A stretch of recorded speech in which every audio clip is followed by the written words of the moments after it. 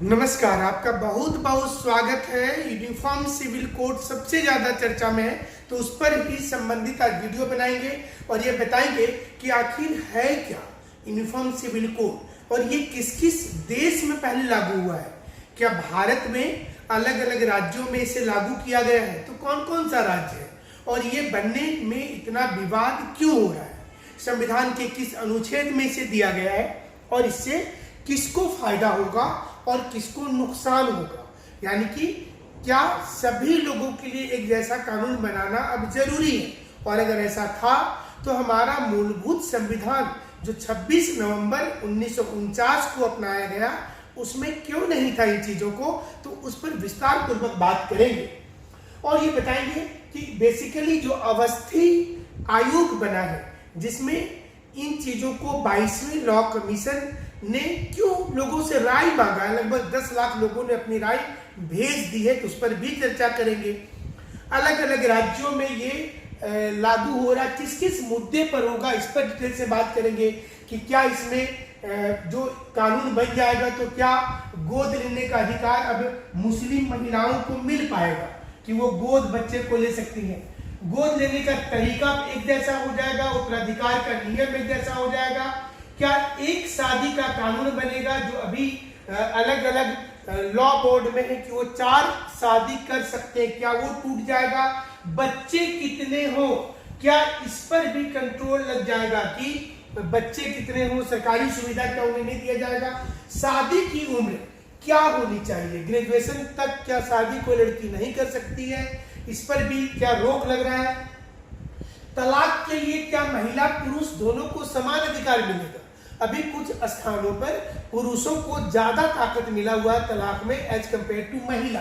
तलाक देने का तरीका क्या कानूनन रूप से सभी धर्मों में एक जैसा हो जाएगा। मेंटेनेंस तय करने का आधार क्या बनेगा और मेंटेनेंस देने का तरीका क्या होगा। ये समान नागरिक संहिता में जो यूनिफॉर्म सिविल कोड है उसमें ये कानून में इन चीजों का मसौदा को रखा जा रहा है। मसौदे में क्या होगा, हलाला इद्दत पर रोक लग जाएगी, बहु विवाह पर रोक लग जाएगा, एक से ज्यादा शादी नहीं कर सकते आप। मुस्लिम लड़की की शादी भी 18 साल पर ही होगी, जो एक नियम बनेगा सबके लिए होगा।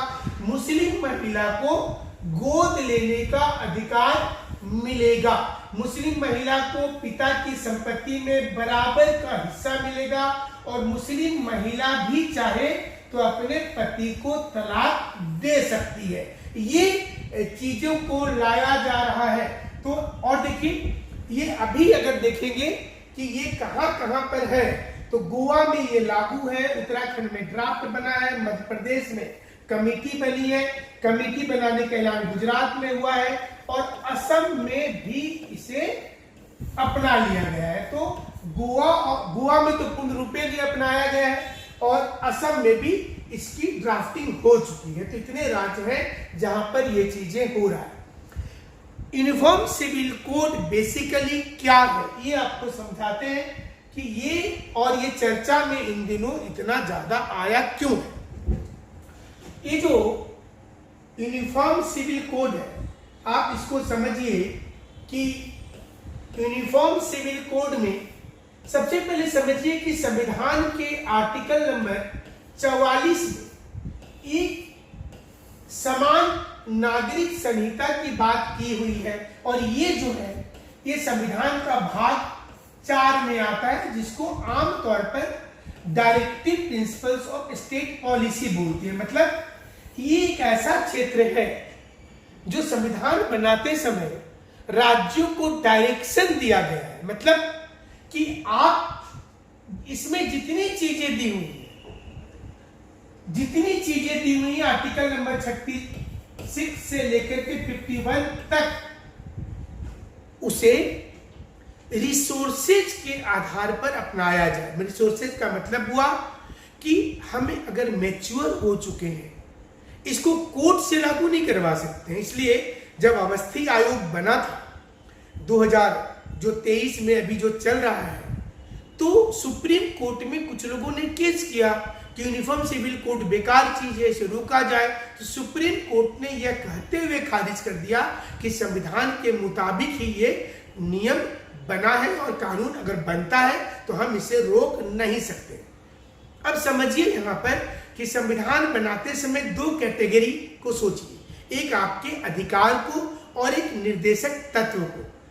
अधिकार जिसको लेने के लिए आप कोर्ट चले जाते हैं कि हमें बोलने का अधिकार है, लेकिन डायरेक्टिव प्रिंसिपल्स बोल रहा है कि वो जब तक भारत के लोग नहीं सोचेंगे तब तक उसे लागू नहीं किया जाएगा, और अगर ये आवश्यक हो जाता है तो फिर पार्लियामेंट कानून बना देगी। एक प्रकार का ये डायरेक्शन है। जैसे आपको कोई बोलता है कि मन लगा करके पढ़ना चाहिए, तो आप मन लगाकर नहीं पढ़ते तो कोई केस थोड़े हो जाता है। बड़ों को रेस्पेक्ट करना चाहिए, तो आप बड़ों को रेस्पेक्ट नहीं करते हैं तो फिर कोई केस थोड़े हो जाता है। लेकिन आपकी डिसरेस्पेक्ट इस हद तक बढ़ जाए कि जिसमें आप अपनी तहजीब, तमीज सब कुछ भूल जाइए, तो लोग क्या करते हैं, घर में एक कड़ाई से कानून बना देते हैं कि आज के बाद तुमको इतने बजे तक घर में वापस लौट जाना है। तो समझिए कि यूनिफॉर्म सिविल कोड भारत में अलग अलग जाति, जनजाति, अलग अलग धर्म, संप्रदाय और भाषा को बोलने वाले लोग के लिए एक सिंगल कानून होगा। और जब एक सिंगल कानून होगा तो फिर हमारा संविधान ने आर्टिकल 44 में लिख दिया कि जब भारत में ये बहुत ज्यादा जरूरी हो जाए तब इसे लागू किया जाएगा। और आपको पहले छोड़ दिया संविधान ने कि पहले आप विचार करिए, क्योंकि इसके प्रावधान में साफ तौर पर आर्टिकल 37 बोलता है कि no one can go to Supreme Court to implement those things whatever given in the directive principles of state policy. आपको एक अच्छा जीवन चाहिए, एक अच्छा पर्यावरण चाहिए, सभी लोगों को नौकरी चाहिए, बहुत सारी चीजें हैं, लेकिन वो सभी चीज को लेने के लिए आप कोर्ट नहीं जाते। लेकिन समय समय पर जब सुप्रीम कोर्ट को लगता है कि अब ये करना जरूरी है तो या तो डिसीजन दे देती है या साइलेंट हो जाती है। इन दिनों यूनिफॉर्म सिविल कोड सबसे ज्यादा चर्चा में है। और ये चर्चा में क्यों, तो ये समझिए कि ये चर्चा में इसलिए है कि अलग अलग धर्म में और अलग अलग जातियों में अलग अलग कानून है। यूनिफॉर्म सिविल कोड अगर लागू होता है तो सभी समुदाय के लोगों को एक समान अधिकार दिया जाए। अलग अलग जो कम्युनिटी है उसको एक जैसा मिलेगा। इससे लैंगिक समानता, जो मेल फीमेल है उसको इक्वलिटी मिलेगा। इसके लागू होने से भारत में महिलाओं की स्थिति में सुधार हो सकता है। ये एक एजम्पशन लिया गया है। कानून के तहत सभी व्यक्ति को, चाहे आप किसी भी धर्म और जाति में हैं, आपको एक समान अधिकार दिया जाएगा। लड़की की शादी की उम्र बढ़ा दी जाए ताकि वह कम से कम ग्रेजुएट तक तो हो जाए, एटलीस्ट ग्रेजुएशन तक उसको मौका दिया जाए। आप देखते होंगे कहीं कहीं पर अभी भी इस जमाने में भी बाल प्रथा सिस्टम है। अभी भी 16 वर्ष में, 15 वर्ष में लोग शादी कर लेते हैं, तो उस पर रोक लग जाएगा, चाहे आप किसी भी धर्म और जाति के हो। ग्राम के स्तर पर शादी का रजिस्ट्रेशन की सुविधा होगी और बगैर रजिस्ट्रेशन के सरकारी सुविधा बंद हो जाएगी। अगर शादी का कोई व्यक्ति रजिस्ट्रेशन नहीं करवाता है तो फिर उसको मिलने वाली सुविधाओं को रोक दिया जाएगा। पति पत्नी दोनों को तलाक लेने के लिए समान आधार और अधिकार उपलब्ध होंगे। अभी पर्सनल लॉ बोर्ड में अलग कानून है, पुरुषों के लिए अलग कानून है अभी भी, और महिलाओं के लिए अलग कानून है। जो शादी एक से अधिक पत्नी रखते हैं, बहु विवाह पर पूरी तरह से रोक लग जाएगा। जो लोग बोलते हैं कि उनका धर्म बोलता है कि वो 3, 4, 5 शादी कर सकते हैं, उस पर रोक लग जाएगा। और इससे महिलाओं का उत्थान होगा, महिलाओं का जो शोषण होता है वो रुकेगा, जो ड्राफ्टिंग में, उत्तराधिकार में लड़का और लड़की को बराबर की हिस्सेदारी मिलेगी। पर्सनल लॉ में लड़के का शेयर ज्यादा होता है, इसलिए अभी वो बराबर हो जाएगा। महिला को और पुरुष को बराबर का हिस्सेदारी दिया जाएगा। अगर नौकरी करने वाले कोई बेटे की मौत पर पत्नी को मिलने वाला मुआवजा में माता पिता के भरण पोषण की जिम्मेदारी भी होगी, चाहे वो हिंदू हो, मुसलमान हो, सिख हो, ईसाई हो, पारसी हो, जैन हो, बौद्ध हो, किसी का भी अगर मौत हो जाता है बेटा का और पत्नी को जो अगर जॉब मिल जाता है तो माता पिता की भी वो देखरेख करेगी और पत्नी की मौत के बाद उसके अकेले माता पिता का सहारा महिला का पति बन पाएगा। देखिए ये सारी चीजों को मुस्लिम महिलाओं को गोद लेने का अधिकार दिया गया है इसके कि जो मुस्लिम महिलाएं हैं वो गोद ले सकते हैं। अब देखिए दुनिया के कौन कौन से ऐसे देश हैं, आपको जान के आश्चर्य होगा कि हमारा पड़ोसी दो मुल्क पाकिस्तान और बांग्लादेश, उसने भी देखिए पाकिस्तान और बांग्लादेश ने भी इसको अपना लिया है। इसके अलावा इजराइल जो यहूदी देश है, इजराइल, जापान देखिए बहुत ज्यादा विकसित देश है, जापान, फ्रांस और रूस में भी समान नागरिक संहिता लागू है। इसका मतलब ये होता है कि अलग अलग धर्म और अलग अलग जाति के लिए एक लोग, वन नेशन वन लॉ, अलग अलग कानून नहीं चलेगा, ये इसका मतलब हुआ।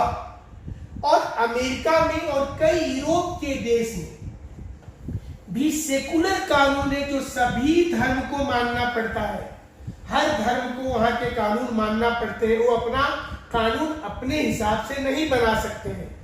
दुनिया में ज्यादातर इस्लामिक देशों में शरिया पर आधारित एक समान कानून है जो वहां रहने वाले सभी धर्म पर लागू होते हैं। आप सऊदी अरब चले जाइए, आप ओमान चले जाइए, यमेन चले जाइए, जॉर्डन, उन इलाका में आप कोई भी यूएई, बहरीन, कतर, वो सारे देश में आप कोई भी धर्म के हो जो उनका कानून है वो सबके ऊपर लागू होगा।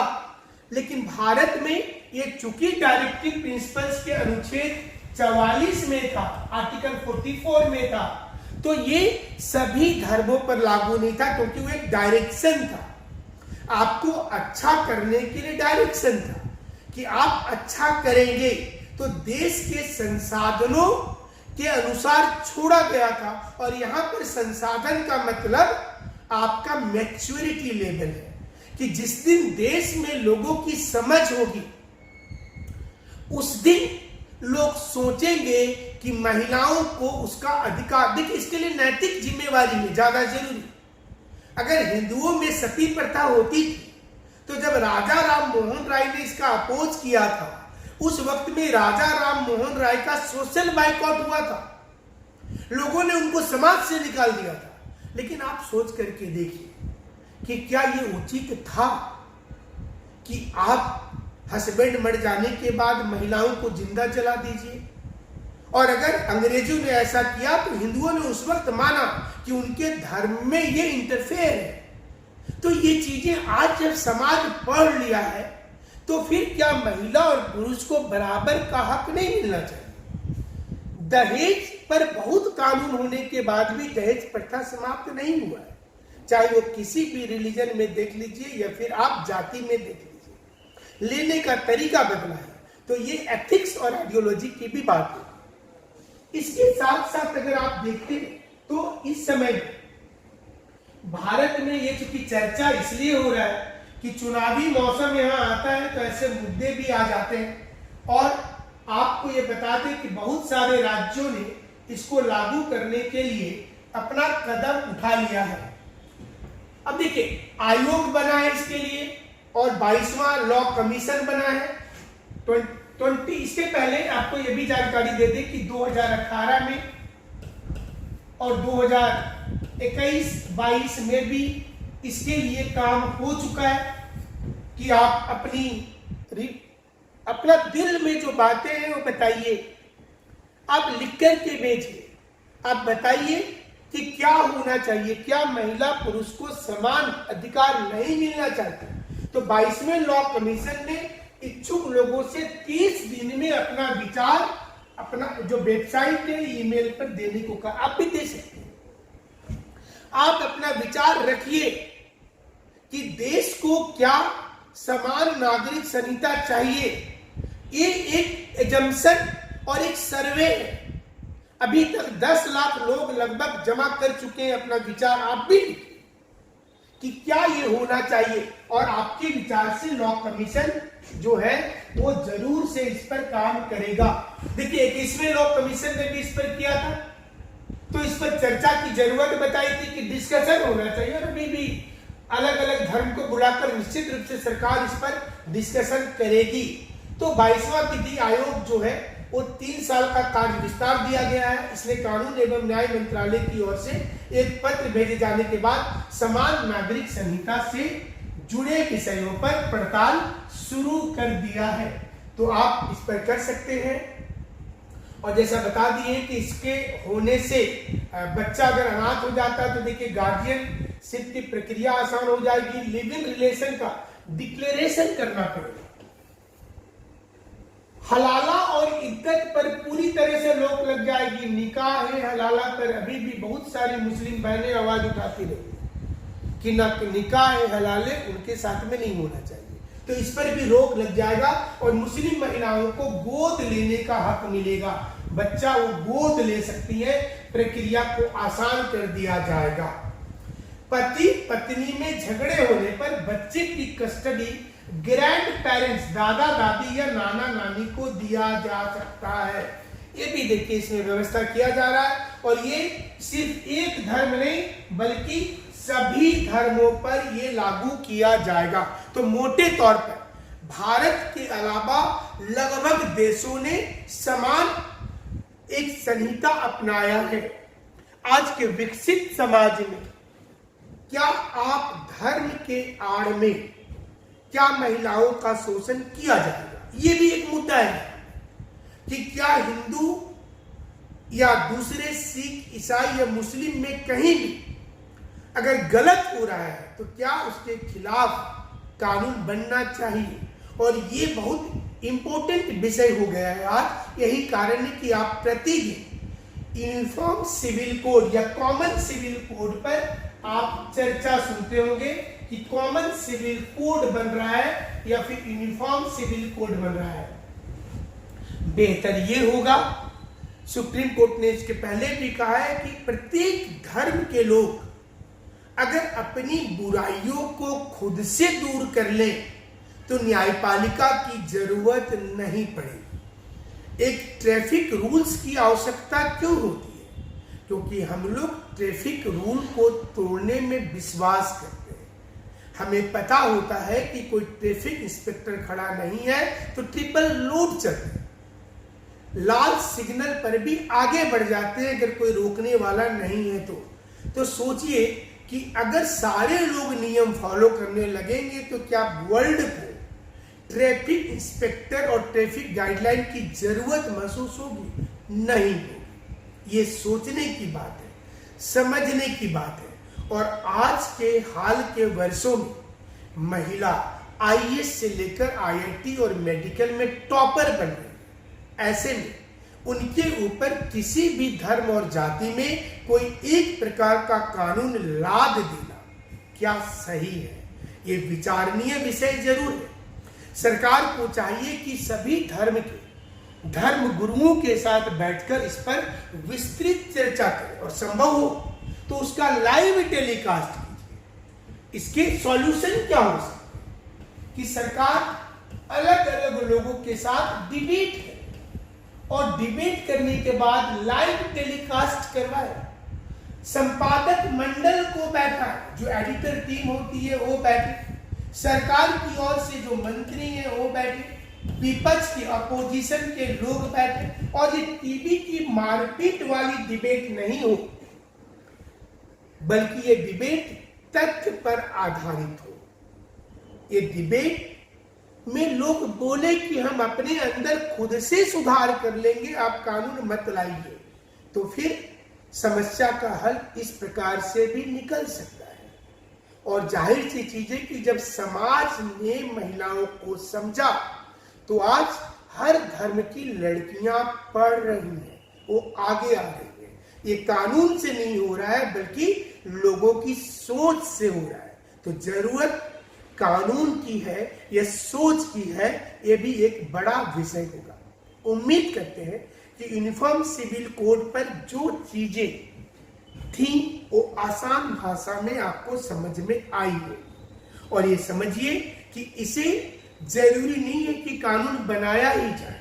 कानून बनाने की प्रक्रिया लोकसभा में होगा, राज्यसभा में होगा और राष्ट्रपति का सिग्नेचर होगा। लेकिन इसी बीच में अगर सरकार चाहे तो संविधान के अनुच्छेद 123 का प्रयोग करते हुए वह एक अध्यादेश भी ला सकती है। अध्यादेश जो आता है वो 42 दिन के लिए कानून बन जाता है और वो कानून जो होता है उसे पार्लियामेंट से पारित करना जरूरी होगा, नहीं तो वो गिर जाएगा। इस मुद्दे पर सरकार अगर चाहे तो ज्वाइंट सेशन भी कर सकती है, लेकिन सबसे बेहतर ये होगा कि सरकार चर्चा करके इसका हल निकाले और धर्म गुरुओं को समझाने में कामयाब हो जाए कि आप अपने से इस प्रकार के इंस्ट्रक्शंस देकर के सुधार कर लीजिए। हमारे साथ आप इसी प्रकार से जुड़े रहेंगे। आपके हित वाला टॉपिक और जो टॉपिक आपके लिए ज्यादा जरूरी है, जो चर्चा में रहता है, उस पर हम बात जरूर करेंगे। हमारे साथ जुड़ने के लिए आपका बहुत बहुत शुक्रिया, बहुत बहुत धन्यवाद।